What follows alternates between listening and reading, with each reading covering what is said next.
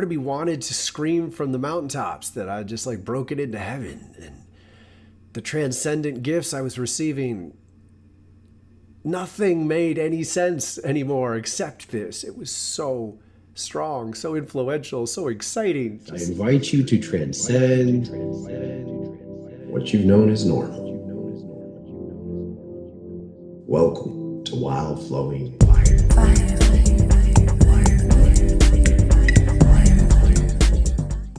About 20 years ago, a little less, I was living in Mount Shasta, California. I'd been led there by a vision. I hitchhiked. I lost all my stuff, everything, my car, all my items got stolen. And I got a vision to go to Mount Shasta, and I went.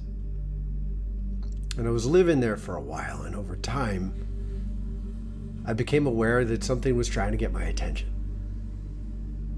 And one night, there was just an extraordinary energy coursing through this house I was living in.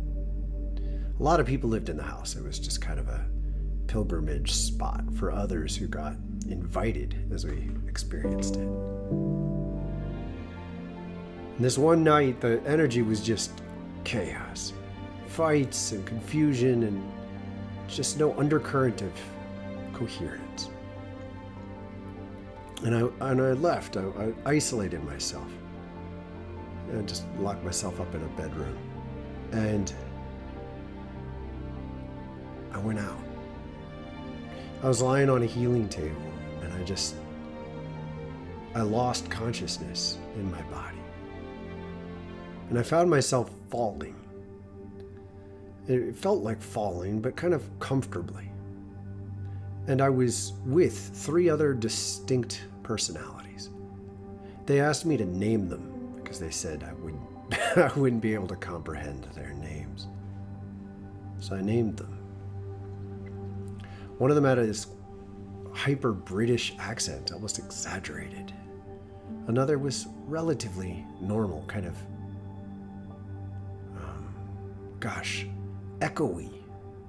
Sort of like talking inside a tree trunk almost comes to mind. And the third wouldn't talk in words and gave me impressions, and it felt designed to pull me out of being too wordy.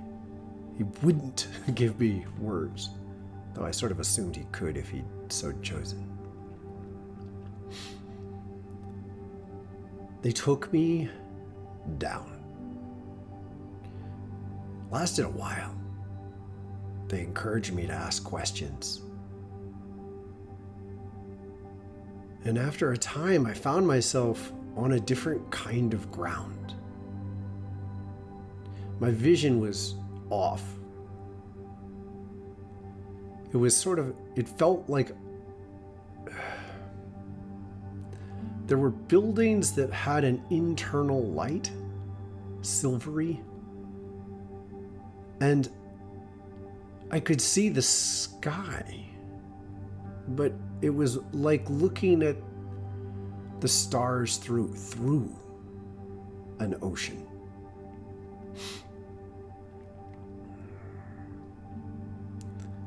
It taught me a lot, and I didn't want to leave.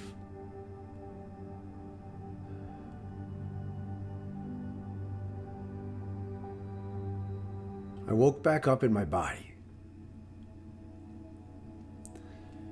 Shortly after that, I saw a blue angel in the air near me. Didn't talk, didn't say anything, it was just there. And eventually I left this place and felt the presence of this angel stay for quite a while. 2 years, 3 years.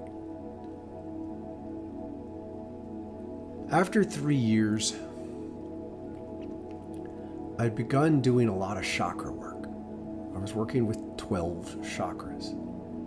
And I was trying to it was sort of like trying to figure out what to do with them. If I accepted their existence, how do they work? And it was like I was playing around with something that didn't function. for years I was just pouring into it. And then there was like a click. Something happened. And I lost my ability. Let me pause, because again it involved just the same kind of chaotic energy. Everything went haywire for me and the people I was around. I was living in a small yoga center. And again, that same presence of just, it's like the coherence of life suddenly lost its moorings or foundation. Everything melted from solid into liquid emotionally, and people were kind of freaking out around me. I felt like I was, like the first time, I felt like I was sane and everybody else was going bonkers. I don't know if they'd agree. But at a certain point, two people got mad at me at the same time. They yelled at me. And when they did, I lost feeling. Something weird happened. I didn't know what it was. And I was like, look, I gotta go on a walk. And I mean, they cared about me, you know. They're like, all right, whatever. And as I walked, it got worse. I could not feel. By this point, I was used to feeling my chakras on a regular basis. I was used to feeling my heart whenever I got overwhelmed, and that was a center of my consciousness, of my way. And to not be able to feel it was disturbing on a level that, God, until you normalize feeling your heart, you don't know how scary it is to lose feeling your heart. And I could not feel any energy in my body. And I couldn't feel my physical body. I was walking and nothing was real. It was like even when I hit the pavement, I couldn't feel.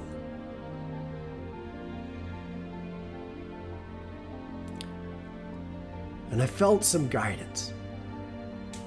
And it basically said, focus below your body and above your body. And when I did this, I felt black, like a black center below me and a white center above me. And slowly this calmed me down. It's like when I put my attention there, I was no longer freaking out. Until then, I was trying to feel my body and failing, and trying to feel my energy, my heart, and failing. And so I was increasingly freaked out. But then, suddenly, there was this focus, and it was kind of crazy. It's like I could feel outside my body only above and below my body.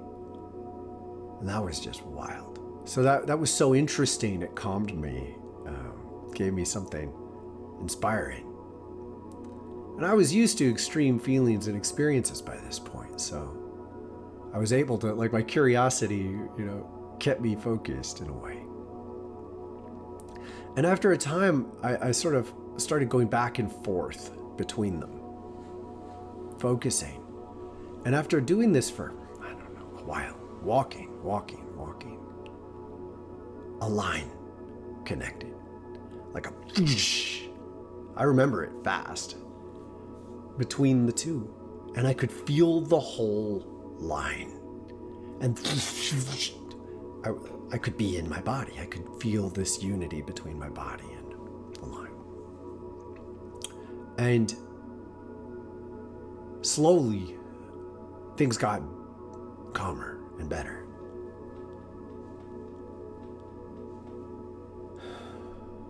And after that point, I could feel all 12 chakras. Until then, I couldn't. It was like they didn't work or something. And now I could. And the old chakras were different. It was a different relationship to them. In fact, it felt more like what I'd call the third split into the navel and the solar plexus. Several others felt like they split. And then the meaning, the purpose, the presence of the former chakras as I knew them, it was changed. And I do my best to describe these. If you look at the website, Wildflowerfire, there's a chakra overview of each one.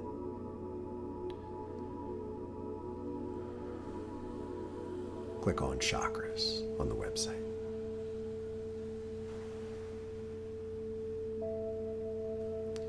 Almost immediately, I could get information about other people and the themes in these other chakras in their life. And this was confusing because if I hadn't been able to feel it, it seemed I was skeptical about, like, why is it that it works for other people? And like, what if they're not activated? And I wasn't at peace with that. It didn't make sense. It wasn't fully, like, I didn't fully trust it. But it kept working. So I kept doing readings on people and giving them information about that came through these other channels, these other points of focus in the 12 different chakras. Over the course of several months, I got better at it and I settled into using them, but I was kind of hyper, like my consciousness was not nearly as focused as it had been before. Until one night I got a dream. I dreamed that a blue angel, the blue angel who had followed me, suddenly began to speak. And he said his name was Thoth.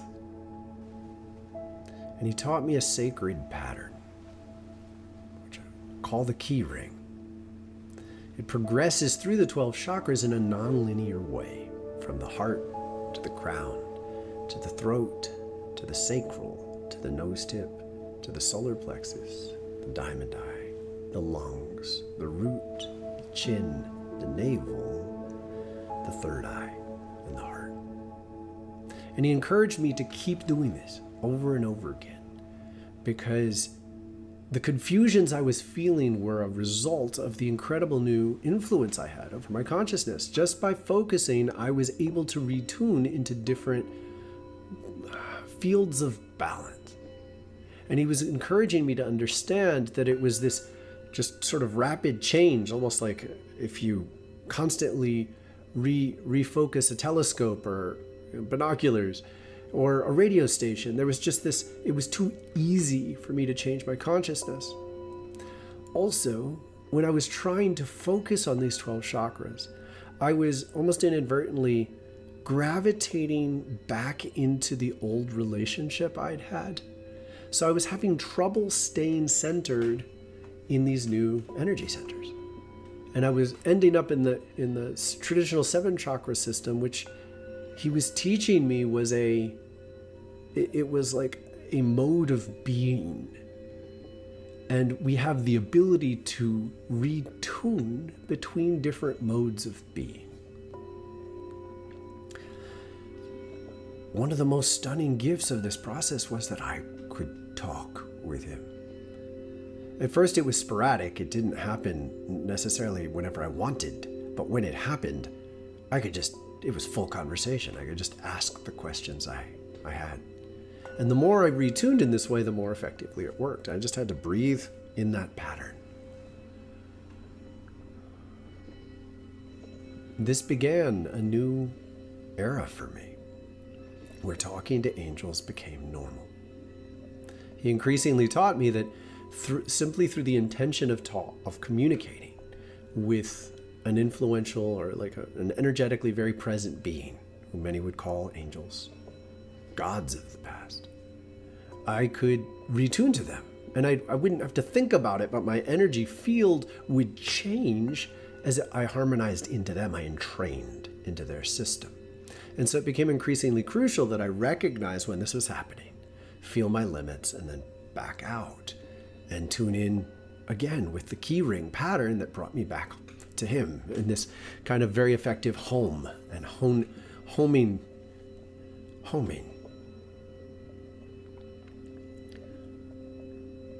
This is decades since this has happened to me. I initially didn't share the full experience.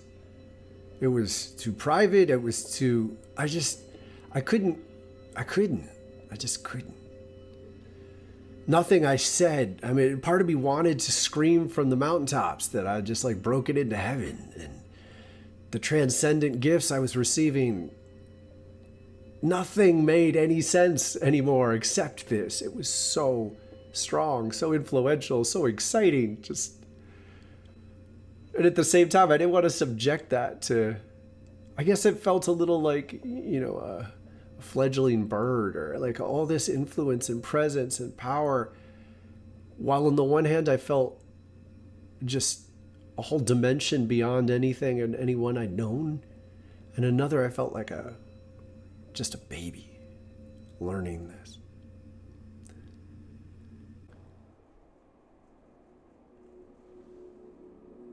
From 2007 to 2012, I explored and integrated this transformation. In 2013, I began writing the book, The Chakra Keys, which explains how to use this system.